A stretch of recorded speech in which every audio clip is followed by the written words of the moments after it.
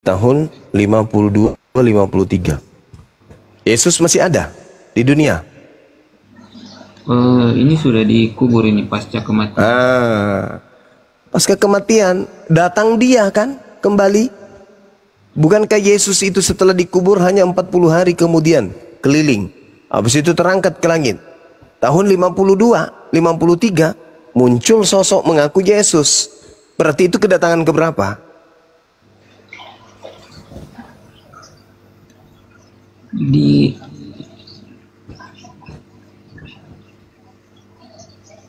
Kan nanti spesifik kalau kedatangannya di ayat berapa ya Bang? Soalnya saya nggak paham kedatangan Yesus.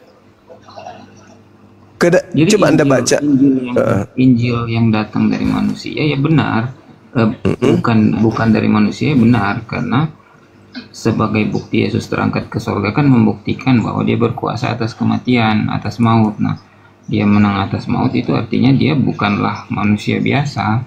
Itu bahwa sepenuhnya dia Tuhan. Sejak kapan Yesus itu bukan manusia, Bang? Kapan dia berhenti menjadi manusia? Bukankah Maria ini dia udah menanggalkan tubuh kemanusiaannya, Bang?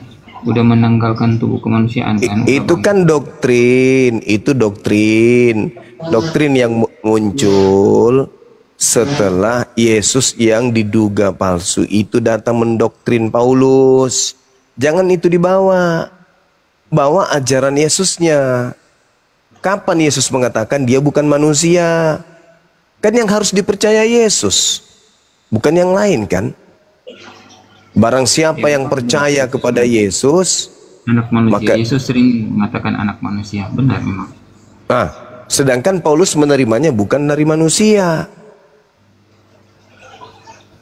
Dalam kalimat bukan dari manusia kan bisa berarti bahwa Paulus juga mempercayai bahwa Yesus itu Allah, gitu Bang. Ya itu dia makanya saya katakan wal awaru wal akhiru gitu Bang. Ya itu iblis itu yang ingin menyamai Tuhan itu. Yesus tidak pernah mengatakan itu. Di mana pernah Yesus berucap itu?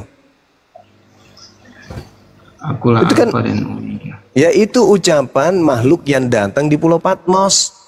Akulah Alfa dan Omega, akulah awal dan akhir. Pernah nggak Yesus mengatakan itu sebelumnya?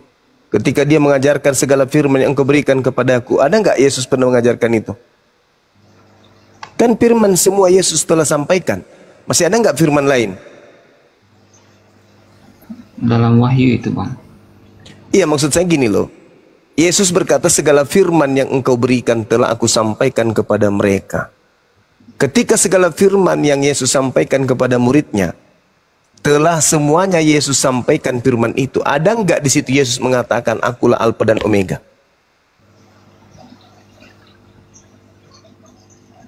Iya, ada nggak wahyu itu Bang? Wahyu 1 ayat 8. Wahyu itu ditulis antara tahun 94 sampai tahun 100.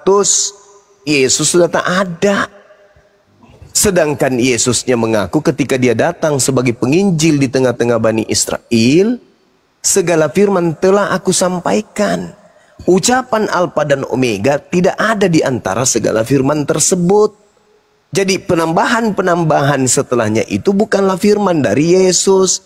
Berarti yang mengatakan itu bukan Yesus.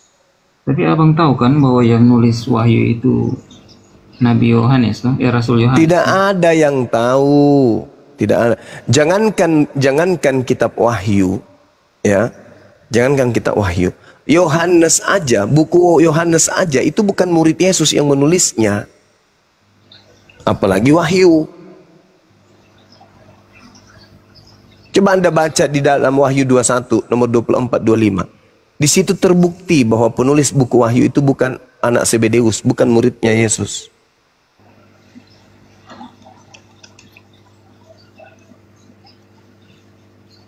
Segala firman yang engkau berikan telah aku sampaikan. Tidak ada akulah Alfa dan Omega, nggak ada. Itu bukan ucapan Yesus itu. Itu ucapan makhluk yang ingin menyaingi pencipta langit dan bumi. Yang tidak berawal dan tidak berakhir itu adalah Tuhannya Bani Israel. Kok tiba-tiba ada makhluk mengaku akulah sang bintang timur, akulah Alfa dan Omega.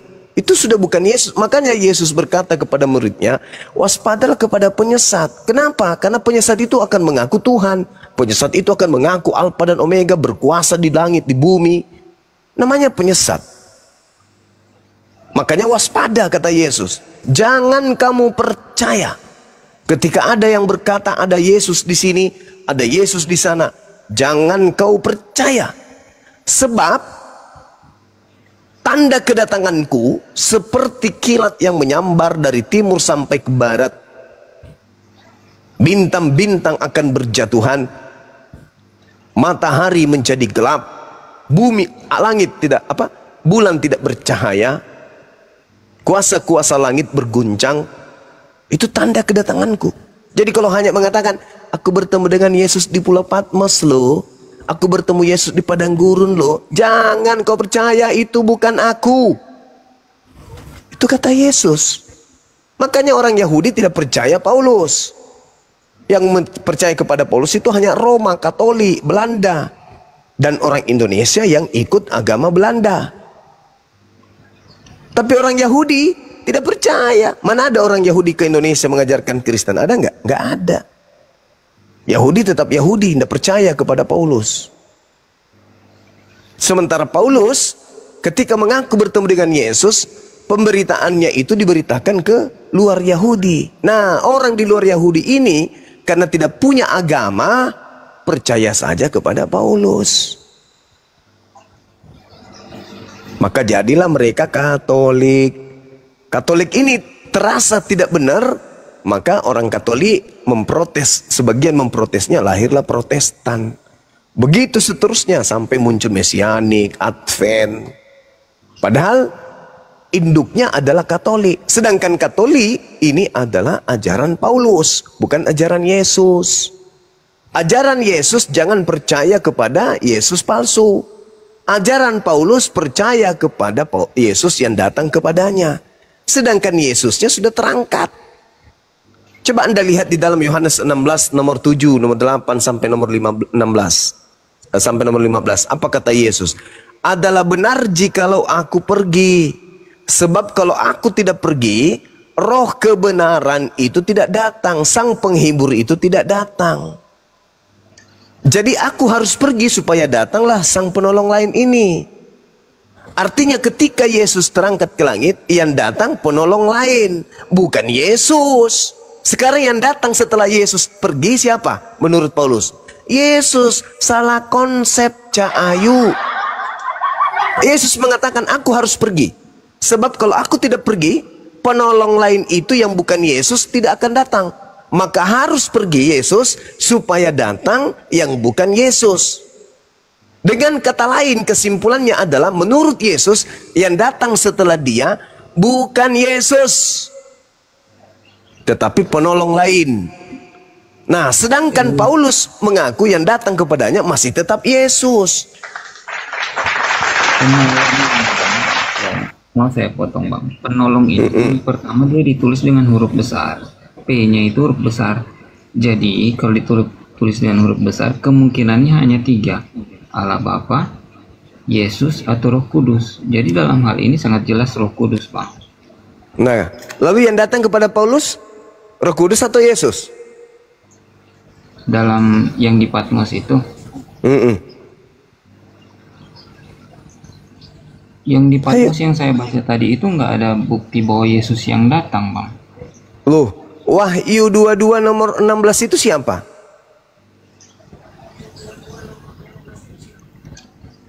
Yang datang kepada Paulus juga itu siapa? Ketika dia di Damsik, padang gurun Damsik itu siapa? Kan Yesus. Anda sendiri mengatakan yang datang setelah Yesus itu adalah Roh Kudus. No, kena berarti. Yang datang kepada Paulus siapa? Roh Kudus atau Yesus? Malaikat itu, Bang. Nah, mengaku Yesus. Aku Yesus telah menyuruh malaikatku memperlihatkan segala hal ini kepadamu untuk semua jemaat. Menyuruh malaikat, Bang. Yang mana itu? Yang di Wahyu kan? Iya, Wahyu 22 ayat 16 kan. Nah, sekarang yang saya tanya sama saudara,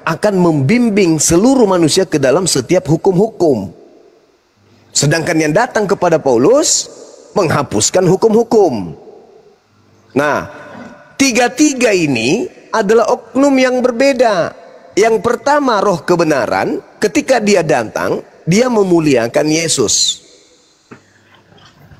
Ketika yang kedua yang datang setelah roh kebenaran adalah Yesus palsu, penyesat. Ketika Yesus palsu yang datang, ciri-cirinya mengaku Yesus tetapi tidak memiliki tanda-tanda kiamat. Berarti palsu, tapi ngaku Yesus. Namanya Yesus palsu atau Kristus palsu. Mengaku Yesus tapi tidak ada memiliki tanda-tanda kiamat. Yang ketiga yang datang Yesus asli. Ketika Yesus asli yang datang, kiamat. Itu Al-Quran saya yang mengatakan itu. Dan juga Yesus yang berkata demikian. Ketika aku datang, tanda-tandanya adalah matahari menjadi gelap, bulan tidak bercahaya, bintang-bintang berjatuhan. Nah, itu Yesus asli yang datang. Andai saja Yesus asli yang datang kepada Paulus 2000 tahun yang lalu, maka sama dengan dunia sudah kiamat sejak 2000 tahun yang lalu. Tapi karena yang datang kepada Paulus di 2000 tahun yang lalu dan itu tidak kiamat, sama dengan yang datang kepada Paulus adalah diduga Yesus Kristus palsu. Lalu di mana roh kebenaran datang? Enggak usah dibahas kalau itu, nanti Anda stres jadinya. Silakan Anda renungkan. Hanya ada 3 yang datang setelah Yesus terangkat. Pertama, roh kebenaran. Kedua, Yesus palsu. Ketiga, Yesus asli. Yang datang kepada Paulus, Andalah yang pikirkan. Dan kata Yesus, ketika datang Yesus palsu, maka dia akan menyesatkan banyak orang. Orang banyak yang disesatkan Yesus palsu itu bukan Yahudi, karena Yahudi bukan agama syiar. Satu-satunya adalah Kristen, karena Kristen artinya pengikut Kristus. Silakan Anda renungkan, apakah ucapan Yesus itu salah atau ucapan Yesus itu benar. Tanda kedatanganku bla bla bla bla bla. Kalau ada yang datang mengaku aku tapi tidak ada tanda-tanda itu, jangan kau percaya. Sekian dari saya, silakan Anda renungkan, Anda pikirkan. Oke Bang, boleh saya kasih satu ini pendek aja Bang. Jadi abang kan berulang kali mengulang Yesus asli datang itu berarti kiamat. Nah itu ada satu hal yang saya tangkap, bahwa memang dalam iman abang juga mengakui bahwa Yesuslah itu yang akan datang untuk di hari kiamat. Jadi menurut saya ya memang Yesus itu yang harus datang di hari kiamat dan membuktikan iman saya gitu Bang. Iya. Itu. Oke, kalau Anda ambil kesimpulan seperti itu, oke. Berarti yang datang mengajarkan Paulus, yang mengajarkan Kristen, itu bukan Yesus. Sudah selesai. Apa artinya Yesus datang menjelang hari kiamat kalau ternyata yang Anda ibadahi adalah setan? Percuma kan? Sedangkan kedatangan Nabi Isa alaihissalam kata Al-Quran tidak terima. Wa innahu la ilmul lisa'ah. Mau saya buktikan kalau Yesus itu di langit bukan di surga. Kedatangannya adalah menghakimi orang-orang yang menuhankan dirinya.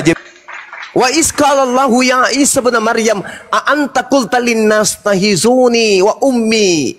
Apakah engkau yang mengajarkan orang-orang kuclu ini untuk menuhankan dirimu selain daripada aku? Ma qultu lahum illa ma amartani bi ani ubudullah rabbi wa rabbakum. Ma qultu lahum illa ma amartani bi ani ubudullah.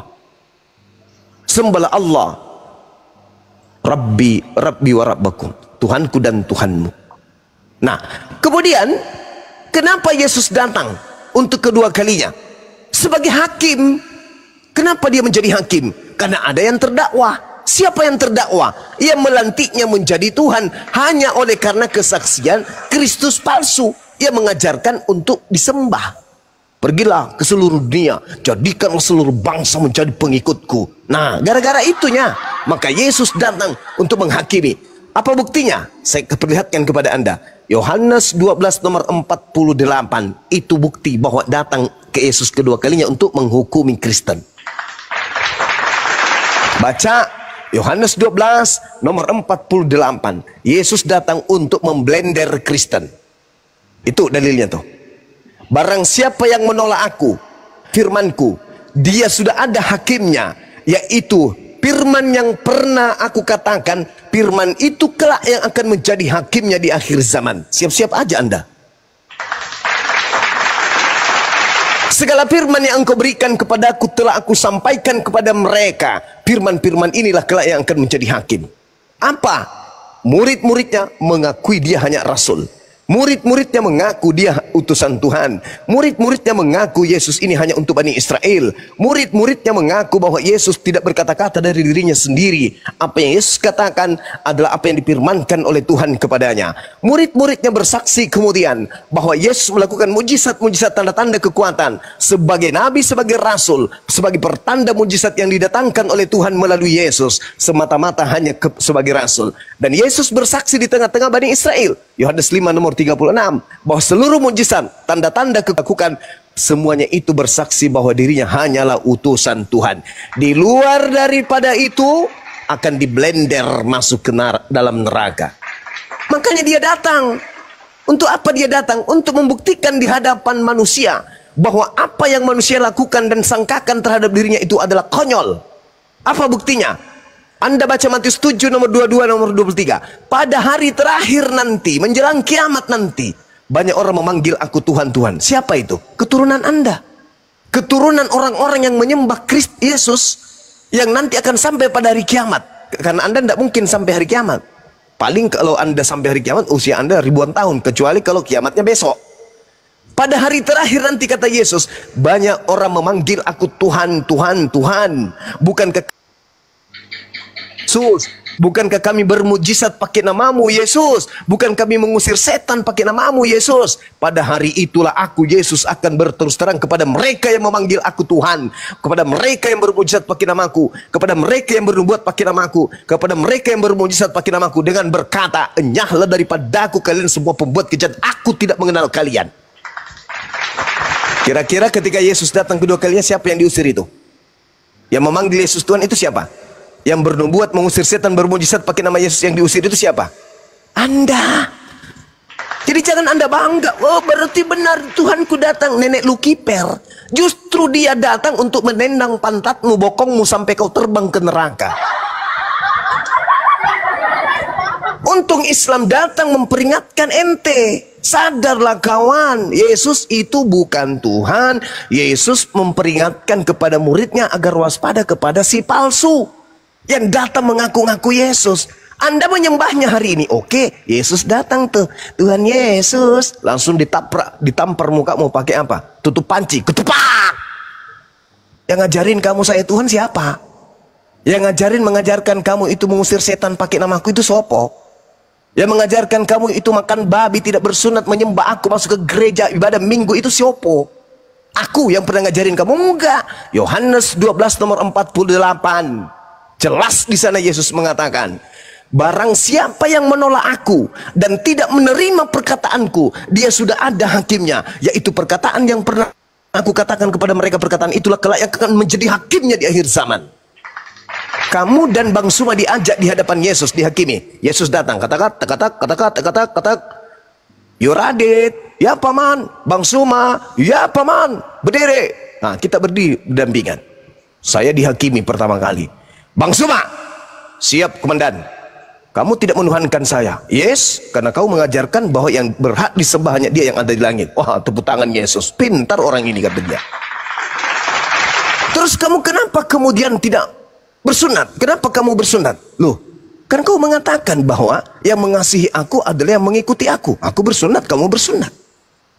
Lalu kenapa kau sujud dalam ibadah? Loh, kan kamu juga sujud. Matius 26 nomor 39. Lalu kenapa kau berpuasa? Kamu sendiri berpuasa pun, aku juga berpuasa, ikutlah kau. Kau kan mengatakan dalam Yohanes 12 Yohanes 14 nomor 12, barang siapa yang mengasihi aku, dia akan melakukan pekerjaan yang aku lakukan, bahkan pekerjaan yang lebih besar. Kamu sujud hanya 2 kali, 3 kali, aku 5 kali sehari dong, lebih besar daripada you. Kamu puasa cuma sekali, 40 hari 40 malam, tapi cuma sekali kan? Aku setiap tahun, coy. Aku lebih besar dari you. Lalu bagaimana? Aku kena hukum? Oh enggak sih, karena kamu tidak melanggar apa yang aku katakan. Nah sekarang giliran Yuradit dipanggil. Yuradit, iya paman. Sambil gemetaran lututmu kan sedikit ada menetes dari tengah. Ada yang basah turun ke bawah sampai ke mata kaki. Gemetaran lutut ditanya, kamu siapa yang memerintahkan menuhankan aku? Pak RT. Terus yang ngajarin kamu, yang kau contohi makan babi dan ibadah minggu serta tidak bersunat itu siapa? Pak RT, Pak. Kau kusuruh menyembah siapa rupanya? Hidup kekal itu adalah mereka mengenal engkau satu-satunya Tuhan yang benar dan mengenal Yesus Kristus sebagai apa? Sebagai apa? Ditampar lagi kau pakai tutup panci. Ketepak! Buka mulutmu, ngomong. Kau mengenal aku supaya hidup kekal, kau kenal aku sebagai apa? Ngomong. Kau tidak ngomong lagi, gigimu gemetar, ditampar lagi. Ketepak! Ngomong kau. Kau supaya hidup kekal, kau mengenal aku sebagai apa? Jawab. Mengenal engkau sebagai, iya sebagai apa? Ditampar lagi pakai botol aqua kosong yang besar, botol galon. Jawab.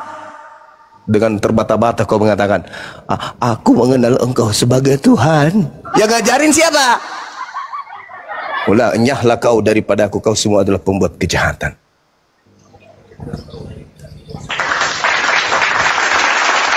Pikir itu coy, jangan kau bangga. Oh berarti Yesus datang di akhir zaman. Oh hati-hati, Yesus datang sebagai hakim, bukan datang sebagai center kelas membagi-bagikan hadiah. Enggak, datang sebagai hakim, dan yang dihakimi itu ente. Apa buktinya? Itu tadi Yohanes 12 nomor 48. Yesus berkata hidup kekal itu adalah mereka mengenal engkau satu-satunya Tuhan dan mengenal Yesus Kristus yang kau utus. Umat Islam percaya nggak? Percaya. Umat Islam masuk surga. Kristen percaya nggak? Di mulut mengatakan, ya kami percaya Yesus itu utusan. Coba kau intip ke gereja, wah menyanyi dia, halo, haleluya, Tuhan Yesus. Kayak gitu itu kan. Mulut Anda mengatakan dia adalah manusia, tapi prakteknya Anda menuhankan dia. Berarti Anda munafik. Munafik di mana perginya? Ya neraka. Penyesat itu namanya.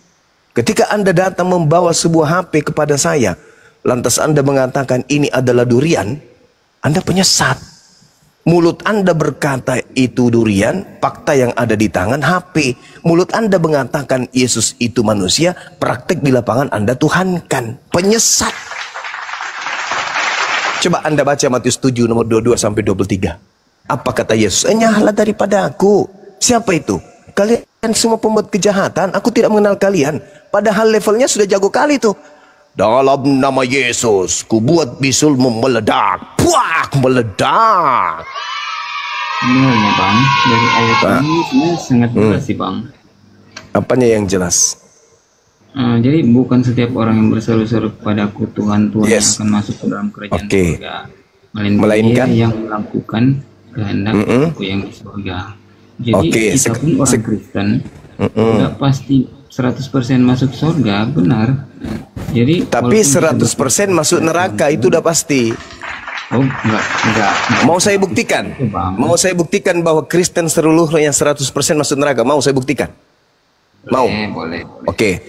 Tolong tunjukkan kehendak Bapak agar Kristen menuhankan anak Maria. Saya hitung sampai 10. 1, 2,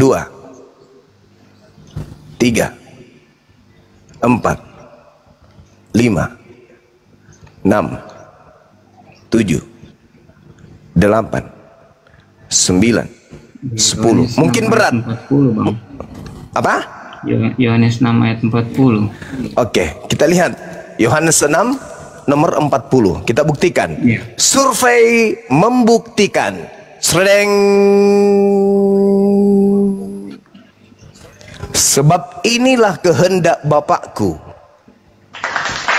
supaya setiap orang yang melihat anak dan percaya kepadanya peroleh hidup yang kekal. Percayakah Anda ketika Yesus berkata, aku tidak dapat berbuat apa-apa dari diriku sendiri? Apakah Anda percaya? Nah, itu sudah case baru itu. Ya, apakah Anda percaya? Dari ayat ini kan jelas sudah menjawab. Iya, siapa yang percaya kan? Siapa yang percaya kepada Yesus, maka dia akan memperoleh hidup yang kekal. Betul enggak? Benar. Nah, sekarang percayakah Anda ketika Yesus berkata, aku diutus hanya kepada domba yang hilang dari umat Israel? Apakah Anda percaya? Benar, tapi ayat itu kan bisa kita jabarkan. Ada tapinya. Ada penjabarannya itu. Ada tapinya. Tapi ayat ini Aku diutus hanya kepada domba yang hilang dari umat Israel. Apakah Anda percaya? Percaya. Cuman gini Bang, Yohanes 8 ayat 24, kamu tidak percaya aku adalah dia, kamu akan mati dalam dosamu.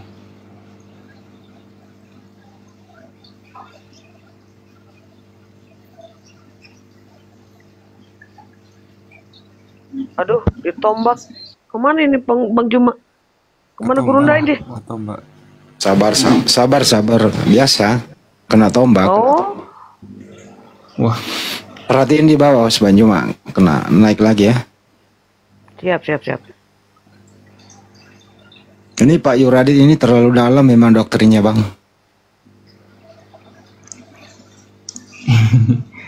iya Bang. Bang Yuradit, Iya Bang. iman sama akal itu harus sinkron atau bagaimana, Bang, menurut Abang? Iman dalam artian iman kepada Yesus.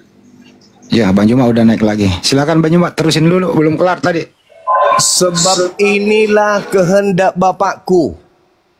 Ingat, supaya setiap orang yang melihat anak dan yang percaya kepadanya beroleh hidup yang kekal, dan supaya aku membangkitkannya pada akhir zaman.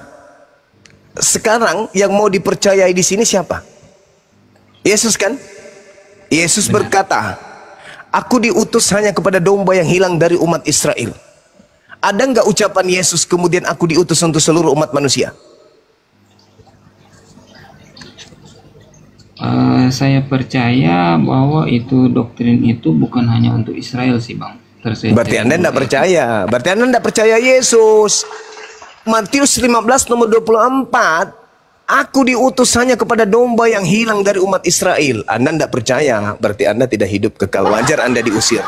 Jadi tidak setiap orang yang memanggil aku Tuhan akan masuk ke dalam surga, melainkan dia yang melakukan kehendak Bapa. Jadi yang dimaksud di sini adalah Bani Israel itu terpecah menjadi dua kelompok. Kelompok yang pertama adalah Bani Israel yang menerima kemudian ajaran-ajaran Taurat Bapa yang datang kepada Musa dan menerima Yesus sebagai utusan Tuhan. Yang kedua, orang-orang yang kemudian menerima Taurat kehendak Bapa tetapi tidak menerima Yesus sebagai utusan Tuhan. Itu kelompok. Tapi Abang tahu Great Commission kan? Tahu. Ya, itu kan kan semua bangsa muridku, Bang. Itu ucapan di luar daripada firman yang diterima Yesus. Segala firman yang engkau berikan kepadaku telah aku sampaikan kepada mereka.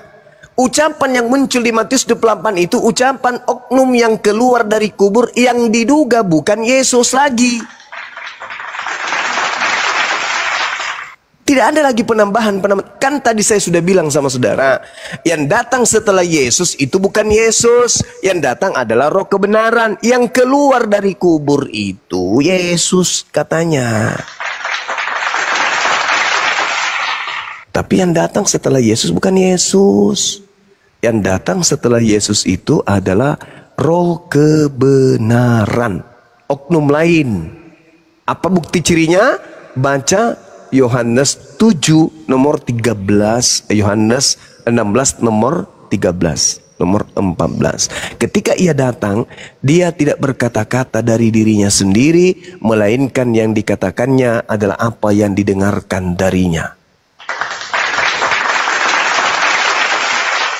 Aku diutus. Yang Anda katakan itu kepada aku telah diberi kuasa. Pergilah ke seluruh bangsa, jadikan seluruh bangsa menjadi muridku.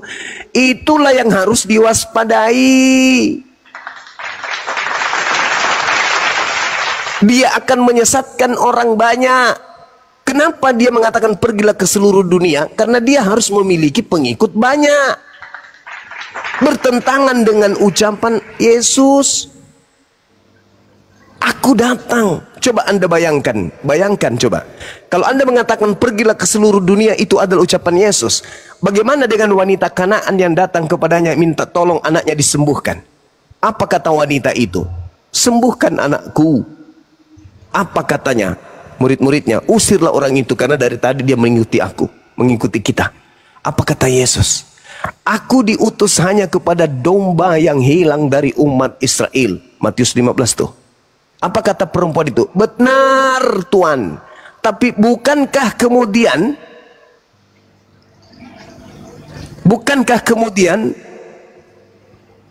apa kata Yesus? Tidak patut roti yang disediakan untuk anak diberikan kepada anjing.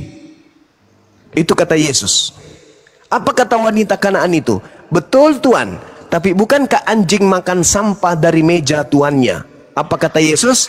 Besar imanmu ibu. Jadilah seperti apa yang engkau inginkan. Apa yang ibu itu inginkan? Sembuh anaknya. Sembuh anaknya. Itu yang diinginkan ibu itu. Tapi apakah kemudian gelarnya sebagai anjing itu dilepas sampai dia menjadi domba? Enggak. Tetap aja anjing. Malah Yesus senang. Besar imanmu. Artinya apa? Betul pengakuanmu bahwa kamu itu adalah anjing pemakan sampah. Jadilah seperti apa yang engkau inginkan. Maka sembuh anaknya. Kalau orang yang bertemu langsung aja disebut anjing, adalah satu hal yang mustahile. Murid-muridnya disuruh kemudian pergi kepada kalangan anjing-anjing. Menjadikan anjing-anjing menjadi pengikutnya itu mustahile. Sedangkan yang bertemu langsung aja ditolak. Hanya disebut sebagai anjing. Apalagi dia borok-borok, dia mau menjilat ludahnya sendiri.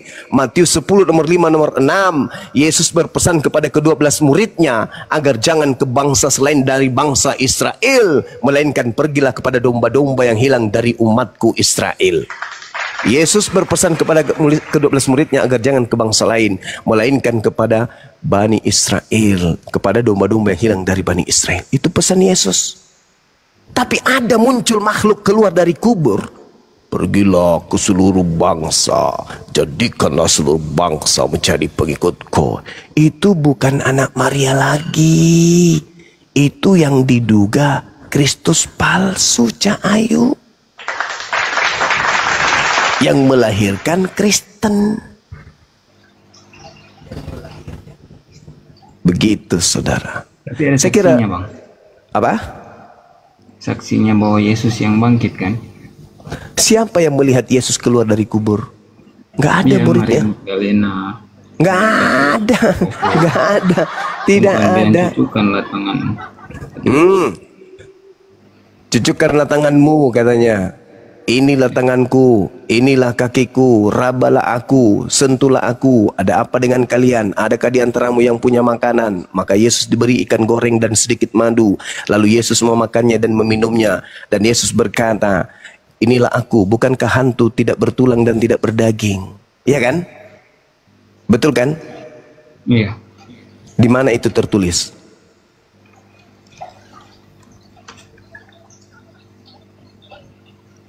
Di mana itu Bang tertulis?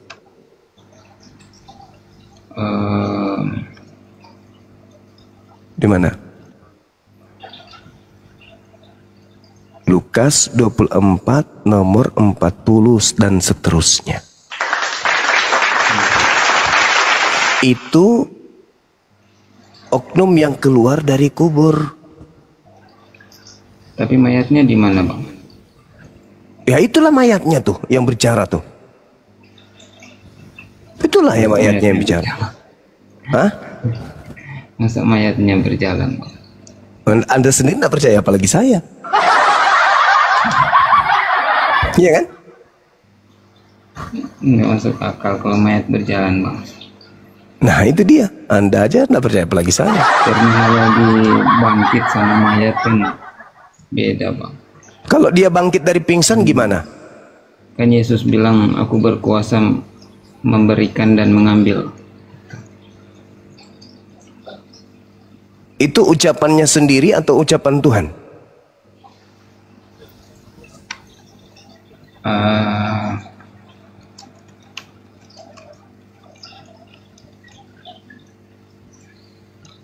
Ucapan Yesus itu, Bang.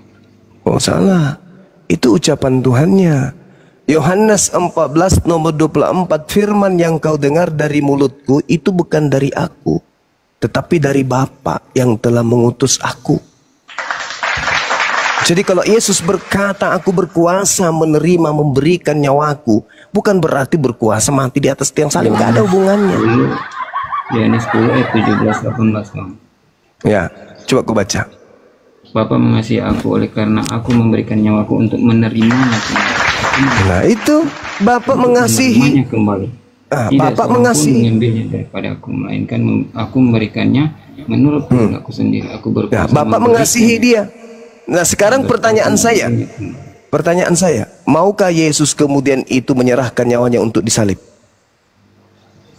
Mau lah, Pak. Coba kasih saya dalil. Kalau Yesus mau menyerahkan nyawanya untuk disalib, tidak perlu ada prajurit, tidak perlu ada penangkapan. Yang ada adalah upacara persembahan nyawa Tuhan untuk orang-orang Kristen segera akan dimulai. Tuhan Yesus telah siap sedia.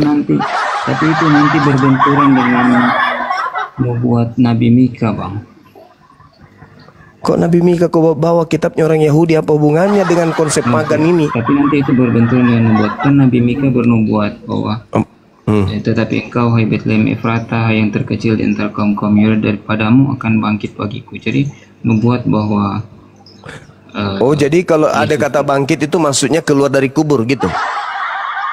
Merujuk Bukan. kepada Yesus. Oh, hanya gara-gara kata bangkit. Ya, orang kalau bangsanya bangkit, Israel bangkit itu keluar dari kubur, maksudnya gitu. Ya enggak seperti itu juga. Ya makanya kenapa kau artikan keluar dari kubur? Enggak ada hubungannya itu Mika dengan keluar dari kubur. Enggak ada hubungannya. Pertanyaannya, apakah Yesus kemudian ikhlas menyerahkan nyawanya untuk dibunuh? Kalau ikhlas, itu akan bertolak belakang dengan pengakuannya, Eli Eli lama sabaktani, Tuhanku Tuhanku mengapa engkau meninggalkan. Katanya ikhlas.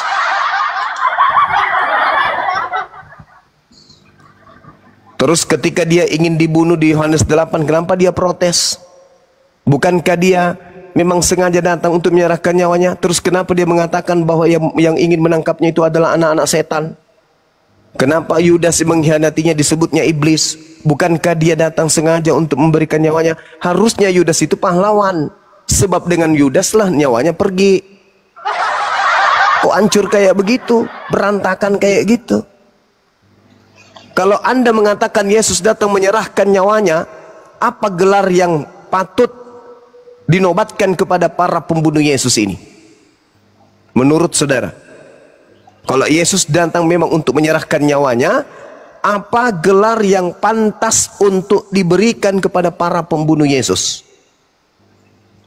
Pahlawan atau penjahat? Kalau gelar itu saya kurang bisa menyimpulkan ya, Bang. Loh, yang membantu Yesus untuk melaksanakan upacara penebusan dosa itu apa namanya? Setan-setan yang merasuki Yudas, setan yang merasuki imam kepala mahkamah agama sehingga mereka melakukan tipu muslihat dan saksi palsu itu apa namanya? Pahlawan untuk Yesus atau penjahat untuk Yesus?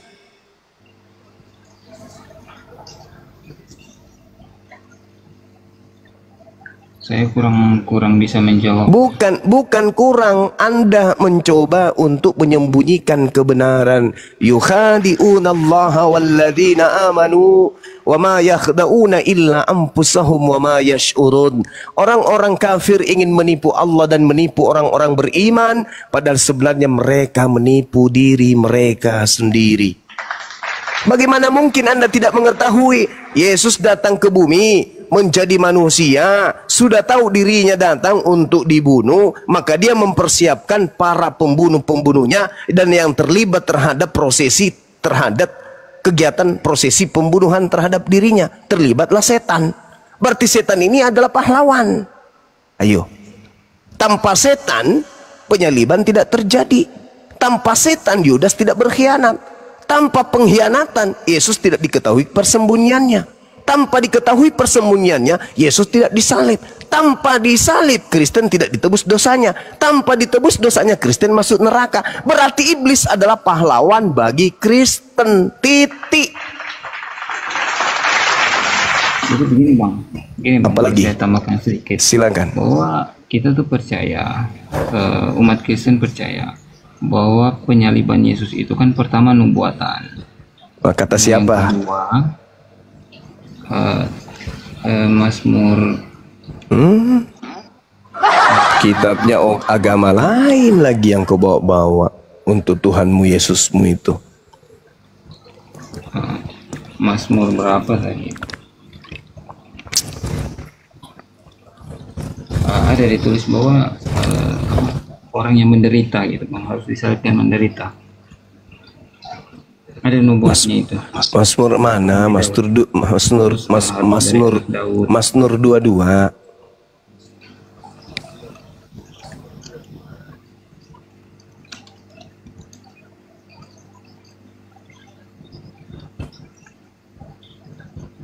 Kalau Anda mau berbicara mengenai nubuat tentang Yesus nih, yang akurat, tanpa tafsir, tanpa akal-akalan, tak ajarin. Baca Yohanes 11 nomor 45 sampai nomor 57. Itu nubuat pembunuhan terhadap Yesus. Jangan kau lari ke Yesaya, ke Mazmur, nggak usah kau pergi ke agama kitabnya orang. Ya, nubuat kan memang harus mundur ke belakang bang. Oh, tidak mesti. Tidak mesti. Kok tidak mesti bang? Gimana sih? Makanya harus mundur ke belakang. Iya. Oke. Yesaya 9 nomor 6. Pada hari ini telah lahir bagimu. Itu nubuat untuk Yesus telah lahir. 600 tahun sebelum Yesus lahir sudah tertulis telah lahir. Itu untuk Yesus. Iya, benar-benar.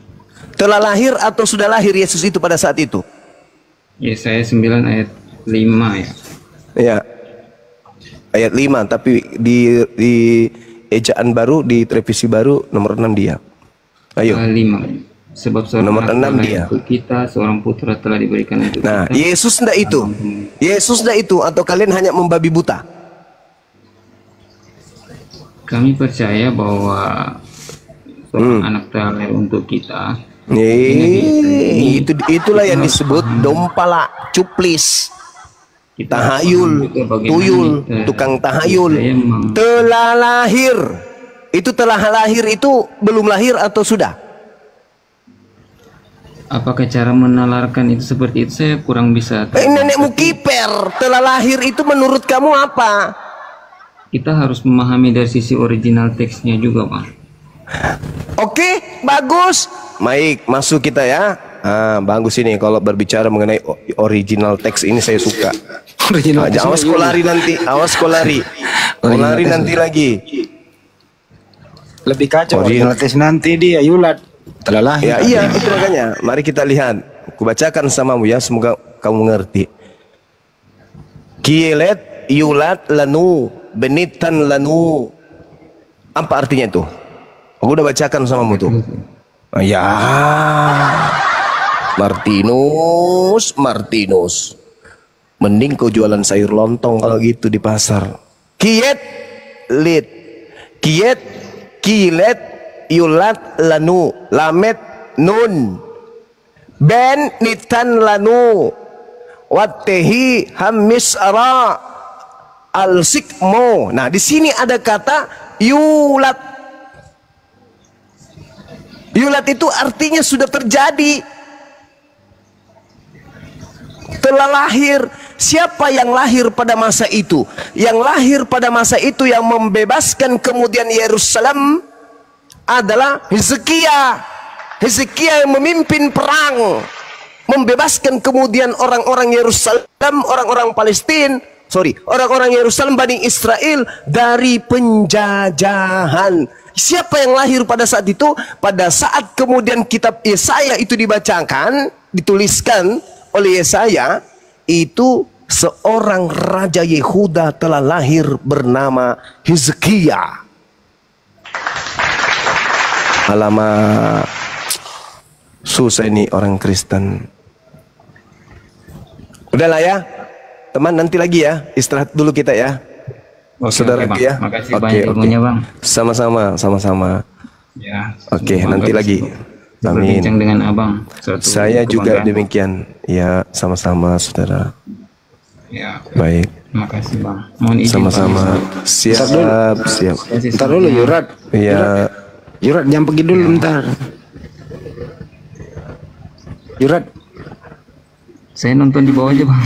sini aja dulu. Saya nonton di bawah aja Bang. Lu bedain dulu itu yang tadi ya. Bedain manusia sama Tuhan ya. Ini, Bang, saya udah dari tadi nih. Udah panas kepala nih Bang. Panas kepalanya dia macam.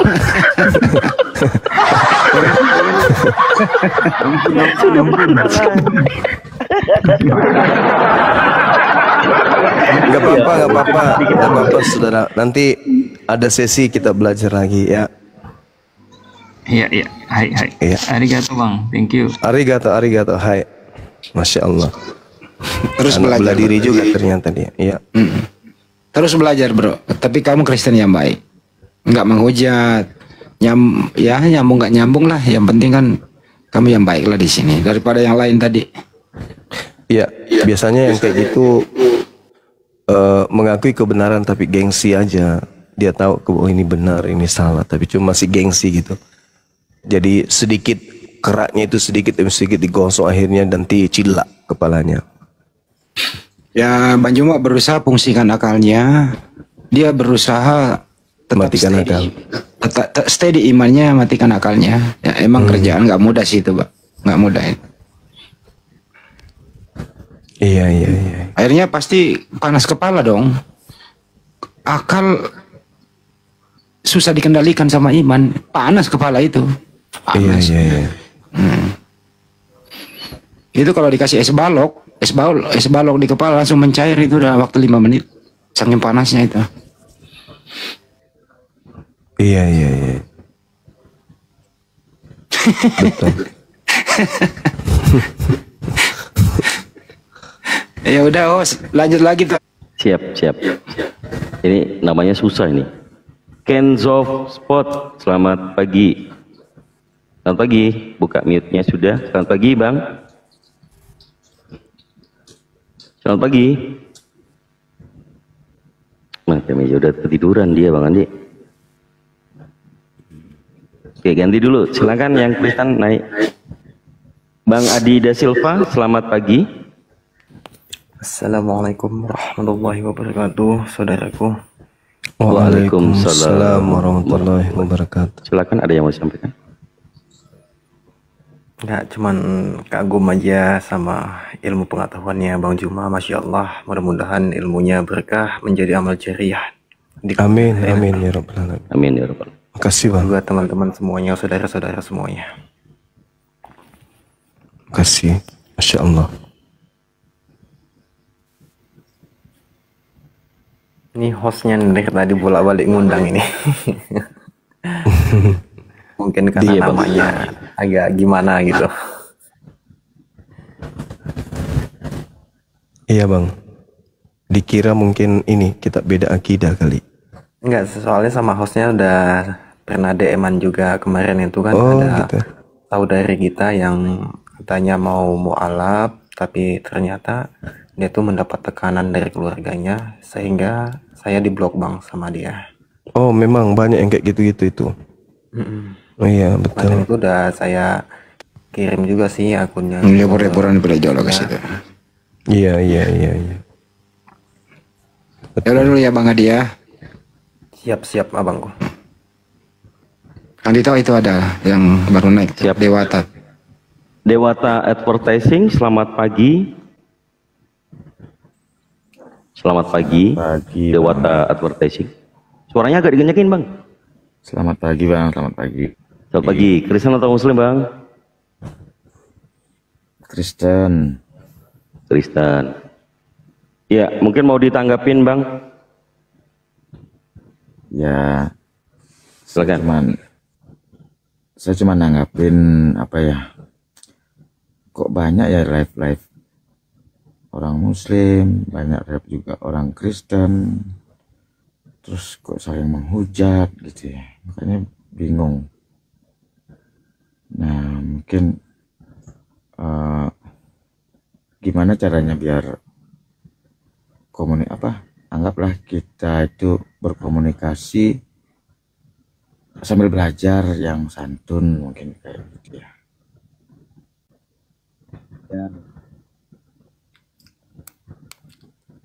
Ya mungkin saya mau tanya, saya juga sering masuk ke live-nya yang Kristen, juga saya sering masuk. Nah ini saya baru ketemu juga live-nya Muslim gitu ya. Yang saya tanyakan itu,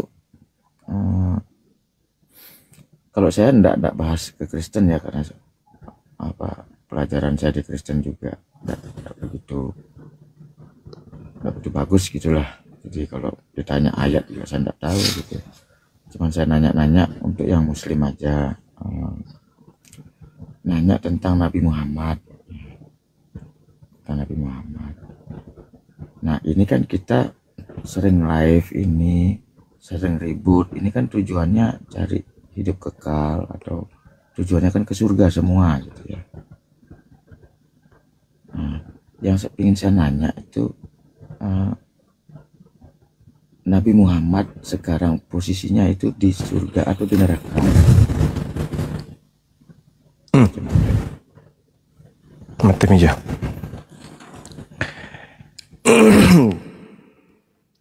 Nabi Muhammad sallallahu alaihi wasallam itu berada di alam barzah. Alam barzah, alam di antara dunia dan akhirat. Itu Bang. Di dalam pemahaman kami umat Islam seperti itu adanya. Kalau di dalam kitab saudara disebut Hades dalam bahasa Yunani, kalau dalam bahasa Ibrani disebut Sheol, kalau di kami barzah, alam ruh, alam kematian. Al-Quranul Karim menjelaskan di dalam surah Ali Imran ayat 169.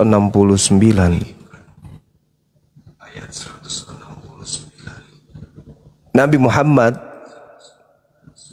itu tidak mati, melainkan hidup di sisi Allah.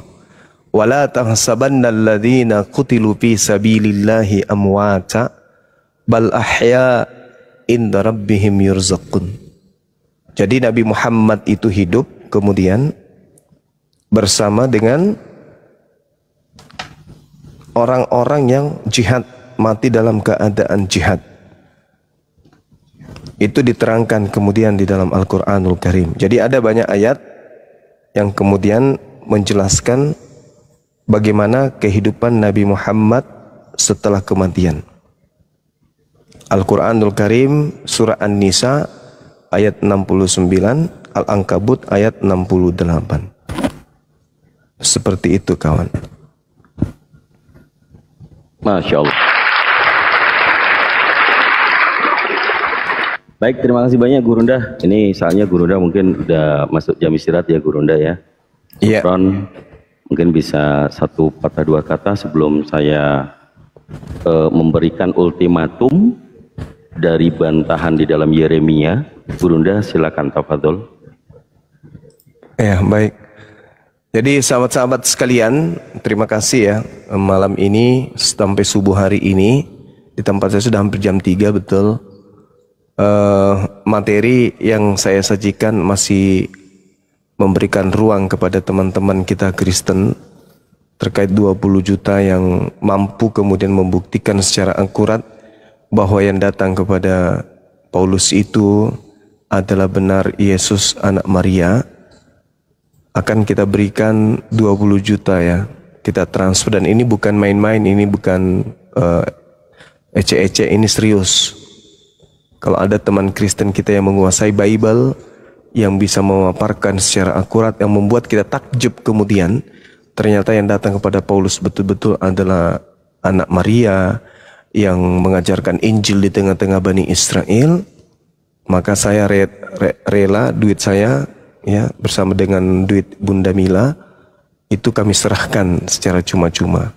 Artinya bahwa teman-teman Kristen ini betul-betul mendalami materi tentang Bible, bukan hanya mendengar-dengar saja dari pendeta dan pastor sambil manggut-manggut, tetapi mereka betul-betul mendalami kitab mereka sehingga mereka menjadi Kristen yang baik. Sekali lagi, sampai hari ini dan malam takbir seterusnya, malam takbir akan tetap saya suarakan materi ini, memancing saudara kita Kristen untuk naik ke Komal.